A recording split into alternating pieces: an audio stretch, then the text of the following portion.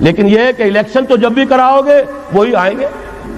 لاکھ آپ تیسری قوت بننے کی امید میں ایئر مارشل اصغر خان بوڑھے ہو گئے, دور ازکار ہوئے, از عمر رفتہ ہوئے.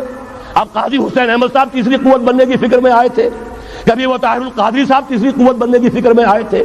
جب تک یہاں جاگیردارانہ نظام ہے کون سی تیسری قوت آ سکتی ہے؟ مت ماری گئی ہے, عقلیں جو ہے بیچ کھائی ہے, کیا ہوا ہے؟ کبھی تو آخر ہوش آنا چاہیے. یہ وہی آئیں گے, ایک لغاری نہیں دوسرا لغاری, ایک مداری نہیں دوسرا مداری, یہ تو وہی آئیں گے, انہی کا کھیل ہے. ایک بہت بڑا تمندار سر جمال خان لغاری, اس کا پوتا آج ہے آپ کا صدر. ایک اور بہت بڑا تمندار, دونوں سر تھے, سر شاہ نواز بھٹو, اس کی پوتی وزیر اعظم. یہ تو ان کا جو ہے میوزیکل چیئرز کا گیم ہے. تم نے خامخواہ جا کر اپنے آپ کی اپنی عزت کا بھی ڈھیلا کرایا, اپنی جو ہے وہ اوقات ضائع کیے ہیں. اس کی بجائے کرنا کیا ہے؟ نہیں انل منکر, بدی سے روکو. جب تک طاقت نہیں ہے کافی, طاقت فراہم کرتے رہو, جمع کرو. اعدوا لهم ما استطعتم. اپنی نفری بڑھاؤ, تربیت بڑھاؤ, ایثار اور قربانی کا مادہ بڑھاؤ, نظم کی پابندی کا جذبہ بڑھاؤ. بڑھاتے رہو بڑھاتے رہو. با نشہ درویشی در ساز و دما دمزن, چوں پختہ شوی خدرا بر سلطنت جمزن. جب طاقت کافی ہو جائے اب میدان میں آؤ, للکارو, کہو اب نہیں چلنے دیں گے اس حرام کام کو, نہیں چلنے دیں گے اس ملک میں سود کو, نہیں چلنے دیں گے اس ملک میں جاگیرداری کو, نہیں چلنے دیں گے یہاں بے حیائی اور فحاشی کو. گھیراؤ کریں گے, پکیٹنگ کریں گے, کسی کی جان اور مال کو نقصان نہیں پہنچائیں گے. اداروں کا گھیراؤ ہوگا, ان تمام چیزوں کی برائیوں کا استحصال ہوگا. پھر گولیاں چلے سینوں پر کھائیں گے. اللہ وہ دن لائے اور ہمیں اس کے لیے اہل بنائے. شہادت ہے مطلوب و مقصود مومن, نہ مال غنیمت نہ کشور کشائی. اس کے سوا کوئی راستہ نہیں ہے. اس کے بغیر جو بھی خواب دیکھتا ہے جنت الحمقاء میں رہتا ہے, یا اپنے آپ کو دھوکہ دے رہا ہے, یا دوسروں کو دھوکہ دے رہا ہے, اور کوئی امکان نہیں ہے. ایک ہی راستہ ہے.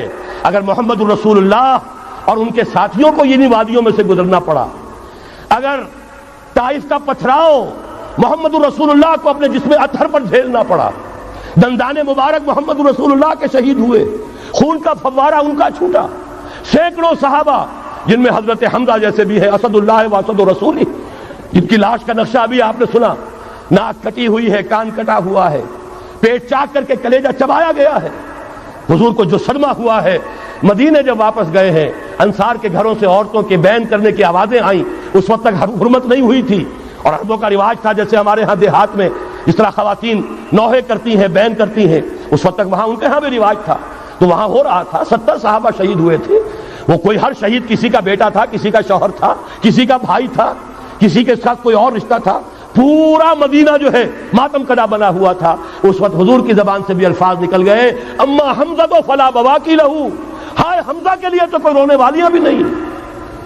تب انصار نے اپنے گھروں سے بھیجا خواتین کو, حضرت صفیہ رضی اللہ تعالی عنہا کے ہاں, وہاں جاؤ اور تعزیت کرو.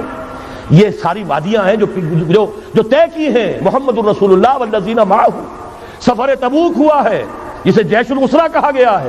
ایسا مرحلہ بھی آیا ہے 3 مجاہدین کو 24 گھنٹے کے راشن میں ایک کھجور ملی, ایک کھجور, 24 گھنٹے کا راشن. ان لوگوں نے یہ قربانیاں دی ہیں, اس کے بغیر نہیں ہوگا. تو ظاہر بات ہے اس کے لیے پہلے تیاری.